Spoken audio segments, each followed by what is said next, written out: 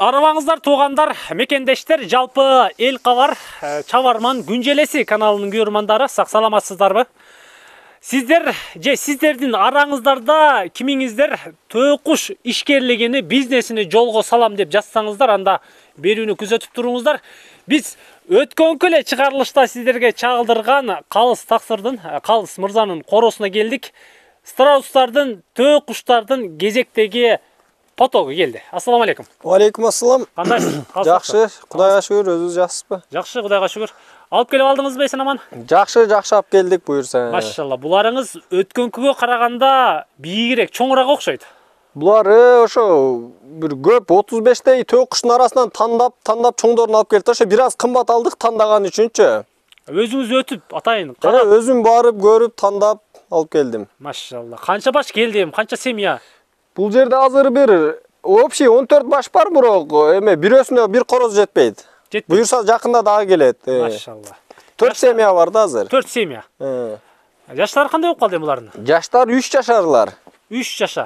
Күчүндө деңиз? Жакшы, былтырда жумуртка берген экен, быйыл дагы жумуртка алып балапан алса боло турган, жакшы. Элдерге, күйөрмандарга өткөнгү чыгарылыштан кийин бул бүдөмүк ой жаратса керек, Калыс Таксыр. Бул төөкуштун пайдасы эмне экен, кандай киреше алабыз дегендейчи. Сиз өзүңүз бир катар айтыңызчы, мындай чалуулар болду, сүйлөштүңүз, эл менен иштешип атасыз. Бу аябай көп адам чалды магачы. Кызыккандар көп экен да. Анан ошо пайдасы кандай, эмне пайда берет деп ошондой деп чалышты. Анан бунун пайдасы мисалы бир штуктан ошо бир 10 балапан алган ченде дагы бир жылдачы, жаздан күзгө чейин 10 балапанды 25-30 килограммдан эт берет. 5-6 айда багып чоңойсоңуздар. Машалла. 10 балапанды ошондо 30 килограмм этти чаксаңыздар 400 сомдон эле 12 000 сом. Анан ошол балапан 6 айдын ичинде канча сомдук жем жеп чоңоет деген да суроолор болду. Ошо бир 2 000 сомдук жем жеп чоңоет. Бир балапан. Бир балапан. Машалла. Анан 10 000 сомдой таза пайда алсаңыздар болот да. Таза киреше. Таза киреше. Анан бир жылга чейин баксаңыздар, бу живой вес 80-90-100га чейин чыгат экен, жакшы багылса. Бир төөкуш. Андан бир 60-65% эт берет да. Анда дагы көп пайдага алса болот да. Бул минимум да, будан шанс бар да, бир 50га чейин балапан алгангачы. Бир эле мастектен. Бир төөкуштан. Төөкуштан. Мынакей туугандар. Маалымат угуп туруңуздар. Мына бул караларыңыз короздордонбу? Бул каралар короздор. Аркылары мастектер. Мына боздору мастектер. Машалла. Бул жолдо келип атып кандай болду? Оңой эле келдиби? Бул жолдо кыйналышат экен, стресс болушат экен. Эми узактан алып келип атабыз да. Бирок Кудайга шүгүр, жакшы ичип жеши, ден соолуктары жакшы аябай.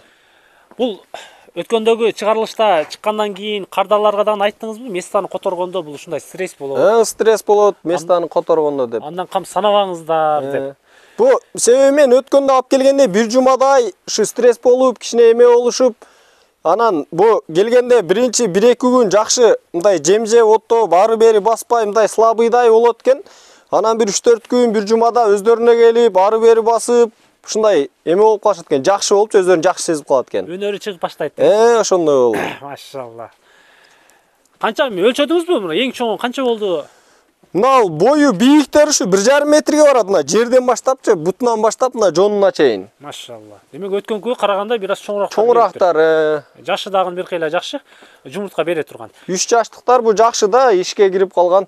Негизи 2 жаштыктан деле балапан алат экен. Просто 2 жаштыктардан мисалы 10 тукумун бастырсаң инкубаторго, ошондон бир 2, 3, 4, 5 чейин балапан чыгат экен да. Булардан 7-8 болуп көбүрөөк балапан чыкканга шанс экен да, 3 жаш, 4 жаштар.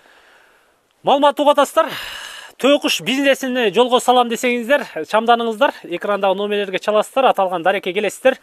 Төөкуштар сиздерди ушул жерде күтөт. Ден соолуктар жакшы эле, эми өзүңүз барып тандап алсаңыз, көрүп тандасаңыз керек. Биз ошо кымбатыраак алдык, бир аз кымбат берип, ошого да тандап алдык да, кайыл болуп. Бирок жакшы төөкуштарды алып келди, Кудай кааласа. Машалла. Байкалып дагы турат.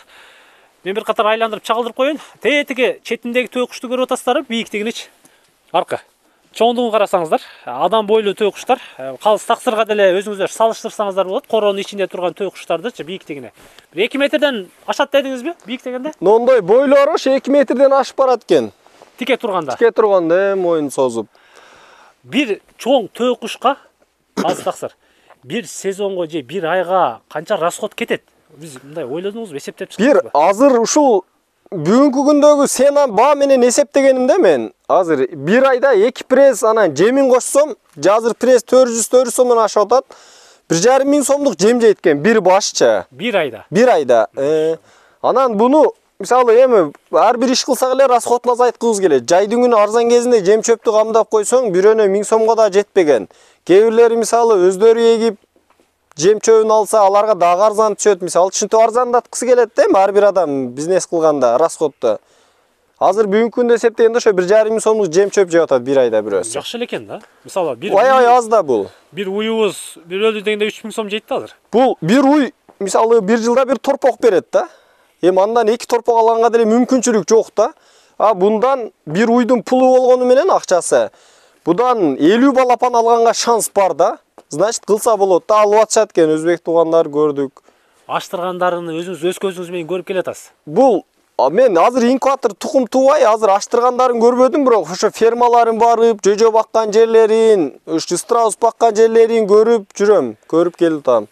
Бир төөкуш 80 жумуртка берет дедиңиз. Ошонун жок дегенде 50сү ачып чыкса, жөжө болупчу. Аны 5 ай кармасак 30 килограмм эт берет дедиңиз. 25-30 килограмм таза эт берет экен. Бул 5 айда. 5 ай 6 айдын ичинде. Эми 50-нү эсептеп кое бериңиз деңиз эми, 30. 20 балапан алсын, мисалычы. 20 балапан алган ченде деле бир балапанды ошо этке чагып сатканда, буну айтып атышат да, кымбат экен, этиң ким алат, килограмм 1000 сом болот деп. Жок туугандар, андай эмес. Бу азырынча элдер көбөйгүчө балапандарын кымбатыраак сатышыбыз мүмкүн. Себеби дефицит да бул жок. Көбөйгөндөн буну кийинкисине биз эмек расчет алышыбыз керек да, этке чагып сатканга. 30 килограмм этиң деле 400 сомдон эсептесең, азыр эң арзан эт кылыпчы 12 000 сом акча болот. Ошондо 6 айлык балапан бир 2 000 сомдук жем менен чоңоет 6 айга чейинчи. Жаш кезинде аз жейт экен да. Тез дагы чоңоет. 12 000 сом, 2 000 сом расходку кеткенде да бир балапандан таза 10 000 да. Bir ele uçtuktança. Az bir semya bakkanda misалы 20'dan 40 balapan, может 30'dan 60, 40'dan 80, 100'gө чейин балапан алса болот да, жакшы карап. Мына ушундай туугандар маалыматтарды угуп атасыздарбы? Төө куштун ишкерлигини, чарбасы кандай болушуну эгер кызыктар болуп жаткан болсоңуздар, төө куштар сиздерди ушул жерде күтөт. Ден соолуктары аркы бергисине кепилдик берем дедиңиз. Кудайга шүгүр, жакшы. Анан мындай да эмелер болуп атат да, бир узак жолдобуз, жолдо келатып бир эле болбойбузбу, жүктөп кетип атып деп коркуп атышат. Ошондойлорго айтарым, кичине сүйлөшүп, договор кылсак мен жеткирип берем. Көлгө, Нарын, Таласпы кайсыл жакка болосун? Бүт Кыргызстан. Кыргызстандын бардык жерине өзүм карап, жолдо бирдеме болсо жооп берип жеткирип берем, Кудай буйрса. Машалла. Эми алардыкы деле туура да, бирөө $1000 тургандан кийин алып алышса, жолдо кокустатып албайлы деп коркуп атышат да. Сиздер бул берүүнү Кыргызстандын кайсыл булуң бурчунан көрүп жаткан болсоңуздар, туугандар телефондон чаласыздар, акчаны какой-то процентин которосуздар дагы, сиздерге Калыс мырза жеткирип берет, анан сүйлөшөсүздөр. Мына ушундай. Канчадан дейсемби, Калыс таксыр? $1000 деп атабыз. Кеми бар? Аз-маз түшүп беребиз, сүйлөшөбүз. Жуп-жуу менен сатасыз эми? Бу өзү алган адам ошо 2 мастек бир короз кылып алса бир семья болот да. Жумуртканы алат ошондо. Жумуртканы алып, жакшы пайда көрсө болот. $1000 кеми бар экен. 2 мастек бир короз аласыздар, бул бир семья болуп аталат, эсептелет. Андыктан чалыңыздар экрандагы номерлерге. Төө куштарды тезинен бурон кылыңыздар дагы, Кыргызстанга өзүңүздөрдүн корооңуздарды алып кетиңиздер. Эми коро дегенде кандай коро кылыш керек? Мында сураштыбы сизден? Бу ошо кандай жерге багабыз деп атат, ушу сарай болсо, мондай навеси анан эшиктин алдынан мындай ушу чыгып күндүзү жүрө турган жер болсо болду. Башка эч нерсе керек эмес. Бир аз путу колун жазганга дейм. Круглый год ушундай жерде багылып тура берет. Машалла. Бу анан суукка чыдайбы деп атышат, ушу 25 градуска чейинки суукта жүрө берет дейт. Бу эшик 25 болгону менен кышында сарайдын ичинде баксаңыздар деле болот, сарайдын ичи 25 болбойт да. Кыргызстандын баардык жерине бакса боло тургандай шарт бар экен да. Жакшы, Калыс таксыр, ишиңизге ийгилик. Элге кызмат кыла бериңиз. Ишиңизге өркүндөй бериңиз, өнөрүңүз өсө берсин. Биз кайттык, содаңызды берсин. $1000 туугандар төө куштарды ушул жерден табасыздар. Кара Кулжага келесиздер, Калпактан түшөсүздөр, келип сүйлөшөсүздөр. Биз кайттык, амандыкта жолугушканча.